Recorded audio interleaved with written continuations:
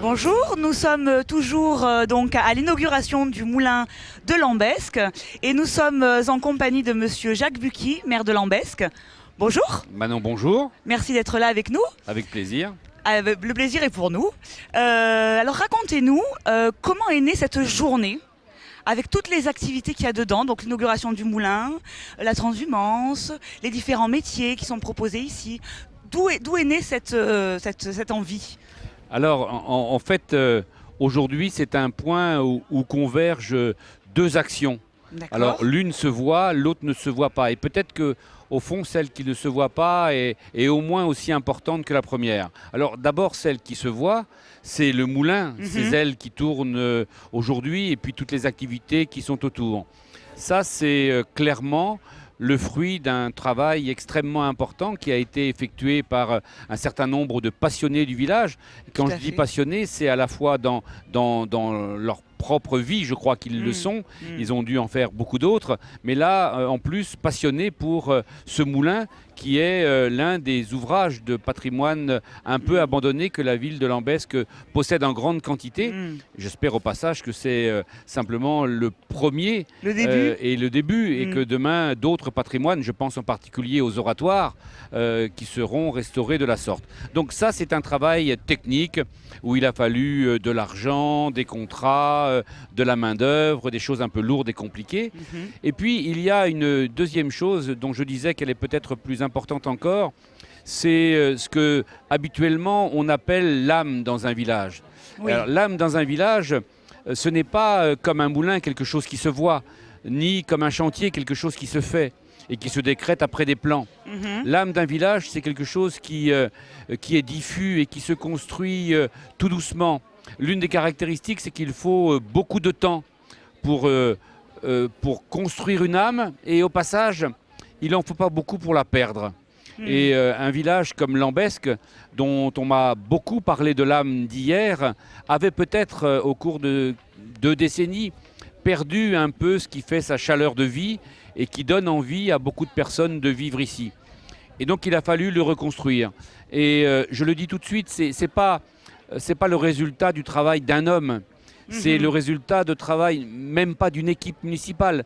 C'est le résultat du travail de beaucoup de personnes dans la ville qui s'impliquent dans des lieux différents, avec un esprit différent et dans tous les domaines. Et si je devais l'analyser un tout petit peu, je dirais que un monde associatif qui est aidé, accompagné et dans lequel il y a des acteurs dynamiques, déjà ça fait bouger un peu les lignes de la ville. Je pense que la culture a aussi un rôle très important parce qu'elle crée des liens, elle éveille des champs de conscience nouveaux. Et puis il y a ces personnes qui aujourd'hui ont fait quelque chose qui révèle vraiment l'âme.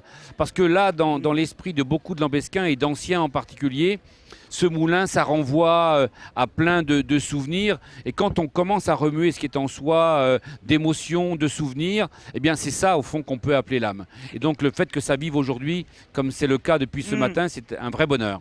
Et alors, dans cette âme-là, donc ce qui est invisible, est-ce que nous pourrions mettre un retour à une transmission et le lien social, le lien humain qui se crée dans cet espace de partage, mais aussi le lien culturel qui fait sentir, qui nous fait avoir des émotions. Est-ce que ça pourrait être tout ça, cette âme invisible ? Vous avez tout dit, je n'ai pas grand-chose à ajouter, mais c'est vrai que toutes les formes de lien, et le lien, ça peut être aussi bien se serrer la main, se sourire, partager un repas, partager une fête, construire une fête ensemble et essayer de traverser la rue plutôt que de rester soit droit sur son trottoir, soit rentrer chez soi.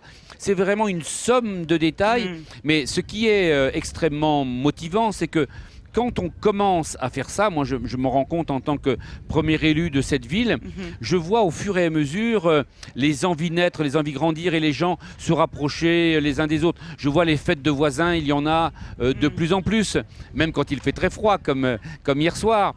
Mais c'est la preuve que dans un monde où tout devient difficile, où les gens ont des peurs, des angoisses et se recroquevillent, il y a un vrai besoin, un fort besoin justement de partager ce qui est l'esprit d'un village comme le nôtre. Et au passage, quelle chance on a ici à Lambesc, non pas parce que c'est Lambesc, mais de par notre histoire, on a protégé un environnement, on a un cadre et une histoire profonde.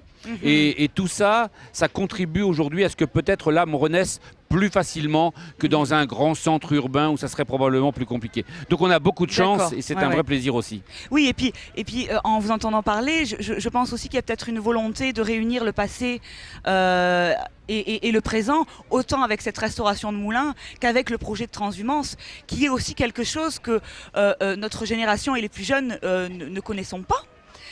Donc est-ce qu'il y a cette volonté de réunir les temps? Alors ça c'est très très clair. Il est évident que c'est dans le passé qu'on trouve toutes ces énergies qui aujourd'hui font la qualité du jour que nous vivons. C'est évident aussi qu'on ne peut pas rester à regarder derrière soi et à vivre de ce passé-là seulement. Mais c'est justement en sachant conjuguer ce qui nous vient d'hier, en partageant avec nos anciens, en vivant le présent de façon très forte et en ayant pour l'avenir beaucoup d'espoir et de choses à partager ensemble, c'est ça en fait l'esprit que nous cherchons tous. Parce que dans un temps où tout est compliqué, dans un temps où, je le répète, il y a beaucoup d'angoisse, cette forme de vie rassure et réchauffe.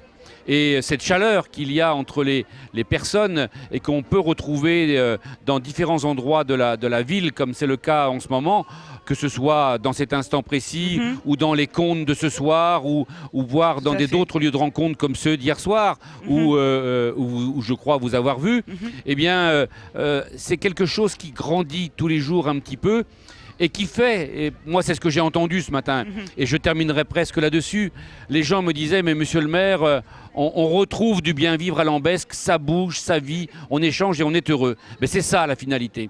Parce que la finalité, finalement, quand on est élu, c'est pas de construire des choses et de compter de l'argent seulement, c'est surtout de faire en sorte que les gens soient heureux, voilà.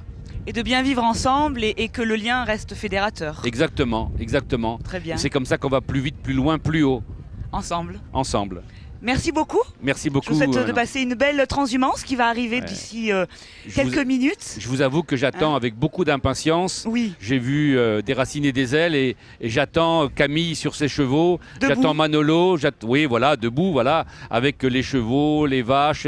Et là, ce sera un autre temps encore. Et je suis sûr que cette transhumance, qui n'est pas tout à fait la transhumance provençale, mais va quand même renvoyer un certain nombre de personnes à de belles histoires personnelles, à de belles histoires des jeunesses. Et on va entendre certainement tout à l'heure des choses se raconter, que peut-être un jour on retrouvera dans les contes de dans 20 ans, 30 ans. Ben, espérons-le.